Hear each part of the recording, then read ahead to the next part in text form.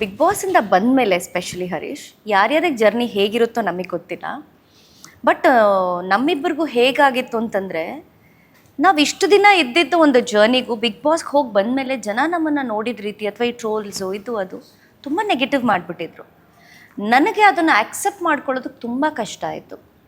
ತುಂಬ ಕಷ್ಟ ಆಯಿತು ನನಗೆ. It was not easy. ತುಂಬ ಹರ್ಟ್ ಆಯಿತು. ನಾನು ಇವತ್ತಿಗೂ ಕೂಡ ನನ್ನ ಹೋರಾಟಗಳದ್ದಾಗ್ಬೋದು, ನನ್ನ ವೈಯಕ್ತಿಕ ಬದುಕಾಗ್ಬೋದು, ಯಾವುದಾದ್ರೂ ಒಂದು ಸುಮ್ಮನೆ ಒಂದು ಫೋಟೋ ಹಾಕಬೇಕಂದ್ರೂ ಕೂಡ ನಾನು ಫೇಸ್ಬುಕ್ಕಲ್ಲಿ ಅಥವಾ ಸೋಷಿಯಲ್ ಮೀಡಿಯಾದಲ್ಲಿ ಎಲ್ಲೂ ಒಂದು ಕೆಟ್ಟ ಕಮೆಂಟ್ ಬರಬಾರ್ದು. ನಾನು ಹಾಕಿರೋ ಬಟ್ಟೆಯಿಂದ ಹಿಡಿದು ಹೇರ್ ಸ್ಟೈಲಿಂದ ಹಿಡಿದು ಅಷ್ಟು ಸೂಕ್ಷ್ಮವಾಗಿ ನಾನು ಗಮನಿಸಾಗ್ತಿದ್ದೆ. ಎಲ್ಲೂ ಬರಬಾರ್ದು, ಕೆಟ್ಟ ಹಾಕಬಾರ್ದು ಅಂತ ಇಲ್ಲಿವರೆಗೂ ಅದಾಗಿರಲಿಲ್ಲ. ಆದರೆ ಬಿಗ್ ಬಾಸ್ ಮನೆ ಒಳಗಡೆ ನಾನು ಹೋಗಿ ಹೊರಗಡೆ ಬಂದಾಗ ಇಡೀ ಜಗತ್ತು ನನಗೆ ಹೇಗೆ ಅನ್ನಿಸ್ಬಿಡ್ತು ಅಂತಂದರೆ, ಹೀಗೆ ನೋಡಿದವರು ನನ್ನನ್ನು ಇಟ್ ವಾಸ್ ಕಂಪ್ಲೀಟ್ಲಿ ಡಿಫ್ರೆಂಟ್. ಬಂದು 2 ದಿನ ನನಗೆ ನಮ್ಮ ಮನೇಲಿ ಫೋನೇ ಕೊಡಲಿಲ್ಲ. ನೀನು ನೋಡಬಾರ್ದು ಫೋನ್. ನಾನು ಯಾಕೆ ಅಂದರೆ ಹೇಳಲಿಲ್ಲ. 2 ದಿನ ಫೋನ್ ಕೊಡಲಿಲ್ಲ. ಅದಾದಮೇಲೆ ಸ್ಲೋಲಿ ಐ ಸ್ಟಾರ್ಟೆಡ್ ಒಂಥರ ತುಂಬ ಶಾಕ್ಗೆ ಒಳಗಾಗ್ತೀನಿ ನಾನು. ಅದು ತುಂಬ ಜನಕ್ಕೆ ಗೊತ್ತಿಲ್ಲ, ಬಟ್ ಇವತ್ತು ನಾನು ಹೇಳ್ತಾ ಇದ್ದೀನಿ.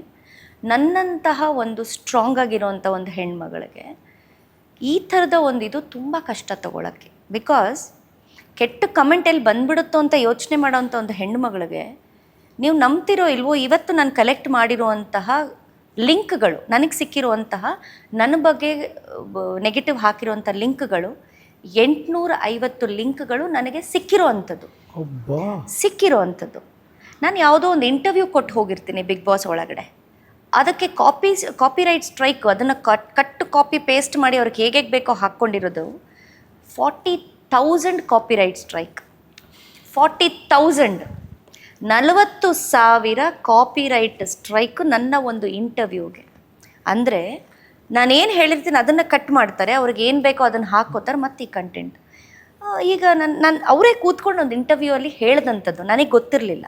ಅಂದರೆ ಯಾವ ಮಟ್ಟಕ್ಕೆ ಹೋಗಿದ್ದಾರೆ ಅಂತ. It was very difficult. ನೀವು ಕೇಳಿದ್ರಿ, ನೀವು ನಿಮ್ಮ ಫ್ರೆಂಡ್ಸ್ ಬಗ್ಗೆ, ಅಯ್ಯೋ ಅಶ್ವಿನಿ ಅವ್ರು ನನಗೆ ಗೊತ್ತು ಹೀಗೆ ಹಾಗೆ ಅಂತ ಹೇಳ್ಕೊಳ್ಳೋರು ತುಂಬ ಜನ.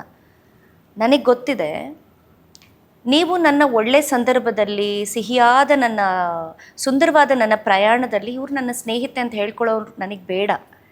When I was in Bigg Boss, ನಾನೇನು ಅಂತ ವೈಯಕ್ತಿಕವಾಗಿ ಗೊತ್ತಿರೋವಂಥ ವ್ಯಕ್ತಿಗಳು ಎಷ್ಟು ಜನ ನನ್ನ ಪರವಾಗಿ ನಿಂತ್ಕೊಂಡ್ರಿ, ಅದು ಭಾಳ ಮುಖ್ಯ ಆಗುತ್ತೆ. ನನ್ನ ಪರವಾಗಿ ಯಾರ್ಯಾರು ನಿಂತಿದ್ದಾರೋ ನಾನು ಸಾಯೋವರೆಗೂ ಅವ್ರಿಗೆ ಯಾವತ್ತಿಗೂ ಚಿರಋಣಿ.